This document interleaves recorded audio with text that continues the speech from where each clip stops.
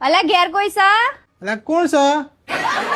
સરકાર તરફથી વસ્તી ગણતરી કરવા આવ્યા છીએ. એ આવો મેડમ, હોય આવો. ગઈ નાખો મારી વસ્તી, આવો આવો. બોલો. ઘરમાં કોણ કોણ છે? હું, માર બૈરું, માર છોકરો. છોકરો કેટલો? અત્યારે તો 4 છે, 2 છોકરો ને 2 છોકરીઓ. આટલી મોંઘવારીમાં 400 રો? 4 નહીં, બીજા 2 છે તો મોમાન ઘેર જ્યાં છે. વેકેશન છે ને, હવે સ્કૂલો ખુલી એટલે ને હાળોમાં વજે છે. હું વાત કરો છો? આટલી મોંઘવારીમાં 100 છોકરા છે તમારા? આ તો ભગવાનના આશીર્વાદ કહેવાય મેડમ. તમને જ આલ્યા છે ભગવાને આશીર્વાદ. સારું હેડો, તમે તમાર પત્ની 100 રો એમ ને? આવો. એ ટોટલ 8 જણ.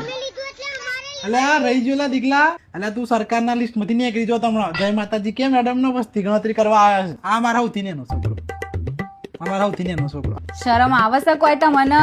હું આખી ક્રિકેટ ટીમ ભેગી કરવાની છે. ચોસ તમારા ઘેર થી બોલાવાય ને? એ તો ઘેર નહીં, એ દવાખાને દાખલ છે. ચમ શું થયું ને? થયું નહીં, થવાનું છે. યોન ડિલિવરી માટે દાખલ કર્યા છે. આવા નવા જેટલા છે, મારે તો કોઈ નોકરી નહીં કરવી હોય. તમારા ઘર મનઘરમાં એક આખી પેન પતિજી. અરે આ મેડમ ચમ જતી રહી, આમ જન ના પડી મને. હા, હું વાત કરો છો? અરે આ મેડમ ઉભા રહ્યો, મારે જુડવા થયો છે.